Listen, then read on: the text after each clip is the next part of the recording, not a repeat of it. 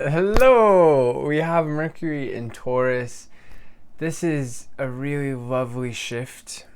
For the last several weeks, we've had Mercury and Sun in Aries. We still have Sun in Aries. This shift is helping us to slow down, to calm down, to simplify our lives by simplifying our thoughts, what we're focused on, what we're seeking to accomplish, our communications with other people, making sure that we're taking time to listen and not just focus on our own thoughts. There's a lot of beautiful progress that's been made over the last couple weeks with all this Aries energy, and it's great to have such a strong beginning to the zodiacal year that we are now in about 3 weeks in. And it's great to, it's not every year that we have Sun and Mercury both in Aries at the same time, so it's been good in a lot of ways. But like all chapters, it's come to an end and we're in a new chapter now. And this is really to our great benefit. So it's just good to consciously embrace this energy by, again, calming down, breathing. I think, something that's been challenging with this season is Mars has been conjunct Saturn. It's like we've talked about before. There's a lot of benefits to that as per the long term and our big goals and what are we seeking to accomplish.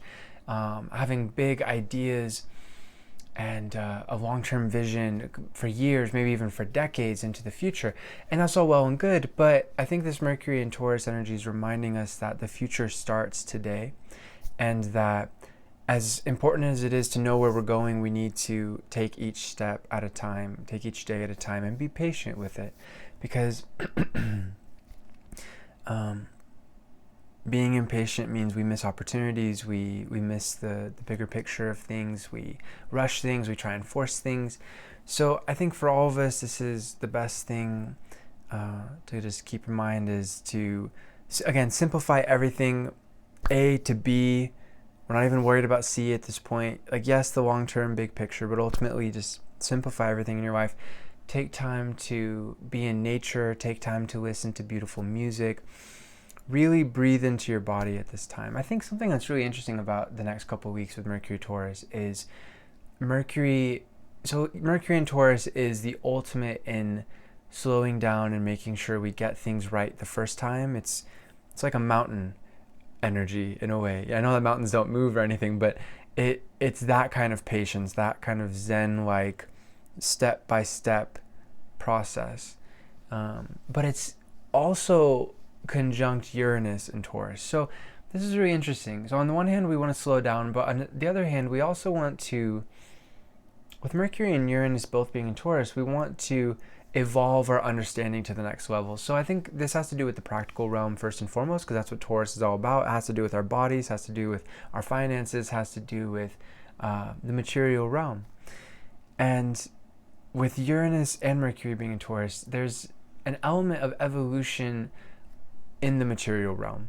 So learning new information that is directly applicable and useful for our lives, being able to communicate in ways that are directly applicable and useful in our lives, finding new ways to communicate things. I think being that Mercury and Uranus are both in the same energy, the big focus here is on evolving our minds, and then evolving our communications will happen naturally with that. I mean, it could go either way really, but it's really good to, as much as we want to simplify things, we also want to be asking ourselves, okay, how can we grow forward? How can we take things to the next level over the next couple weeks? Because there's a distinct opportunity for that.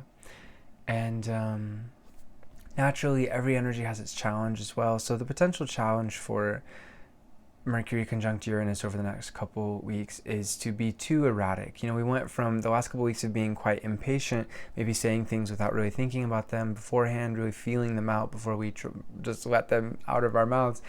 And it's not quite, impatience isn't quite the word I would use for Mercury conjunct Uranus, but I think erratic, I think that's the key thing. So here too, we want to just stay focused on the bare essentials, to simplify, and that'll help tremendously. I think it's really, as much as Mars conjunct Saturn has been great in a lot of ways, it'll be really helpful when Mars goes into Pisces on Thursday, in a lot of ways, because that will take us out of this kind of blockage that we've all been experiencing to some extent or another with Mars being conjunct Saturn, whether it's a case of we want to move forward with something and it's a really good long-term plan, but it's been challenging, or it's not been quite falling together.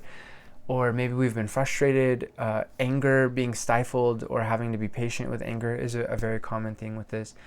In some way or another, we've had to really focus and simplify things. So that's been wonderful, but like all chapters, we have to move forward. And so Mars going into Pisces on Thursday is going to, I think, be a breath of fresh air in a lot of ways, and helping us to not get too focused on the mental realm.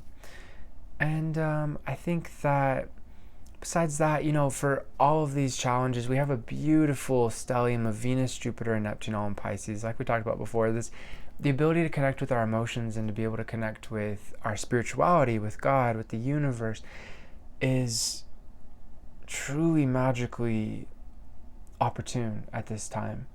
And I think that if you get caught up in the mind, if you get caught up with frustration or whatever it might be, focus on growing your empathy, growing your compassion for both yourself as well as for other people.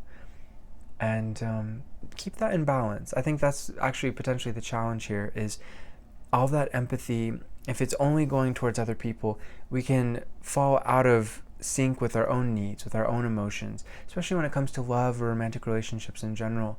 With Venus and Pisces, there's such a beautiful opportunity to let go of self in relating to others at this time for the next several weeks, but we need to stay balanced. We always have to make sure that we're taking care of ourselves as well as taking care of other people. And it helps that Sun is in Aries, but still something that's good to keep in mind. So, one last thing. So Moon will go into Virgo today at the posting of this video, and then for the next basically 2.5 days. So this will help a lot to be able to simplify our lives, to be able to focus on what needs to be focused on, and just take it one step at a time. It's good to still have that spirit of the transiting Sun in Aries, but just take it one step at a time. Be patient, follow through. If you follow through each day, you're making your future better each time. And what else really could we ask of life? As always, I'm doing readings. I love doing readings. I love it. I've done it for over 10 years. So the information to book a reading is in the description of this video. And don't be shy. There's all kinds of readings I offer. So if you'd like to do a recorded audio or recorded video, I offer that as well if you don't necessarily want to do a Skype reading or phone reading. But I really encourage, all readings are good, but I really encourage, especially if there's something on your mind and you want to have a good conversation and get some insights from your chart, or a chart about your partner, or what's going on in your life as per the transits. There's so much that I can offer you. So come get a reading. Again, the info's in the description to get in contact with me and set it up, and I'd be happy to read for you. Infinite love to you, my friends. Namaste. Peace.